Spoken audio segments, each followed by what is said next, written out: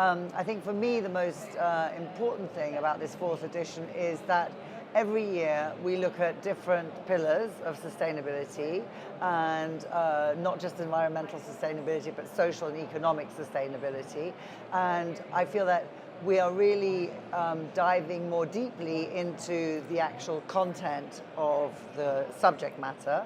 And every year we bring together people from many different industries, so not just travel and tourism, but also scientists, people from the military, people from data analysis companies, people from international institutions like the International Labour Organization in Geneva.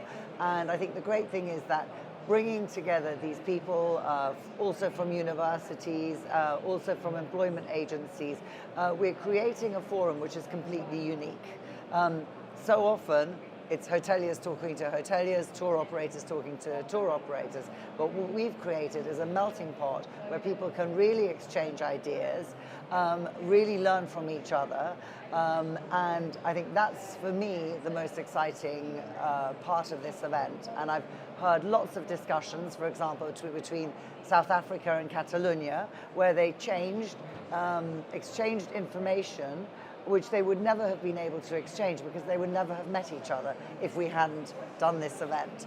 And so for me, I think so many events only focus on the presentation on stage, and then after the event is over, nobody talks about it anymore. They just go, oh yes, that was a really exciting conference. But I think what we have done is created the tools whereby people can really connect and do business with each other, and end up doing projects which really have measurable outputs, not just for the tourism industry, but for the destinations where they're working and for the organizations they're working in. And I think that's something that's really valuable.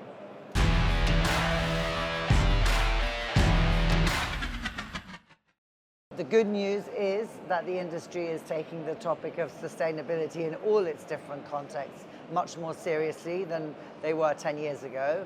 I think the bad news is that we're probably 10 years too late starting this conversation, and that time is running out. And one of the things that I felt was a really clear message during this event was the sense of urgency.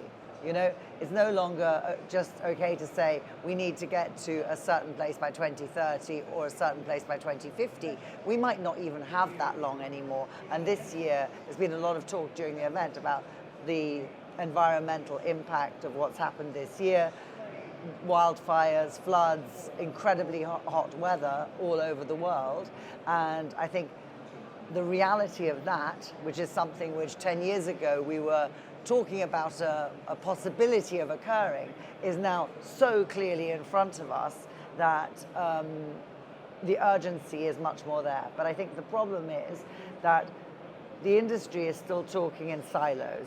Airlines are talking about sustainable aviation fuels, cruise lines are talking about water usage, destinations are talking about visitor management and overcrowding.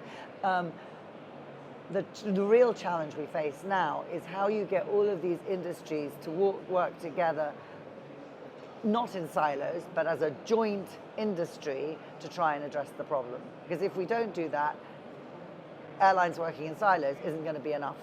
I think for years we have always responded to regulation imposed by governments and industry bodies.